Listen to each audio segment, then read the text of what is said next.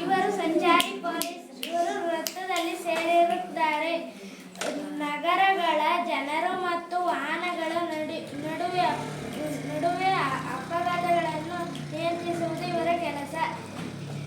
ರಸ್ತೆ ಮಧ್ಯದಲ್ಲಿ ಬಿಳಿ ಪಟ್ಟಿ ಇದ್ದವಲ್ಲ, ಇವೇ ಜೀಬ್ರಾ ಪಟ್ಟಿಗಳು. ಪಾದಚಾರಿಗಳು ಜೀಬ್ರಾ ಪಟ್ಟಿಯ ಮೇಲೆ ದಾಟಬೇಕು. ವಾಹನಗಳ ನಡುವೆ ಉಂಟಾಗುವ ಅಪಘಾತಗಳಿಗೆ ಸಂಕೇತ ದೀಪಗಳನ್ನು ಹಾಕಿರುತ್ತಾರೆ. ಕೆಂಪು ದೀಪ ಬಂದಾಗ ವಾಹನಗಳು ನಿಲ್ಲಬೇಕು. ಹಳದಿ ದೀಪ ಬಂದಾಗ ವಾಹನಗಳು ಸಿದ್ಧರಾಗಬೇಕು. ಹಸಿರು ದೀಪ ಬಂದಾಗ ವಾಹನಗಳು ಚಲಿಸಬೇಕು ಇತ್ಯಾದಿ ಸಂಕೇತ ದೀಪಗಳನ್ನು ಹಾಕಿರುತ್ತಾರೆ. ರಸ್ತೆಯ ಬೋರ್ಡ್ಗಳು ಮುಂದೆ ಉಬ್ಬಿದೆ ಅಂತ, ಶಾಲೆ ಹತ್ತಿರ ನಿಧಾನವಾಗಿ ಹೋಗಿ, ಇಲ್ಲಿ ಪಾರ್ಕ್ ಮಾಡಿ,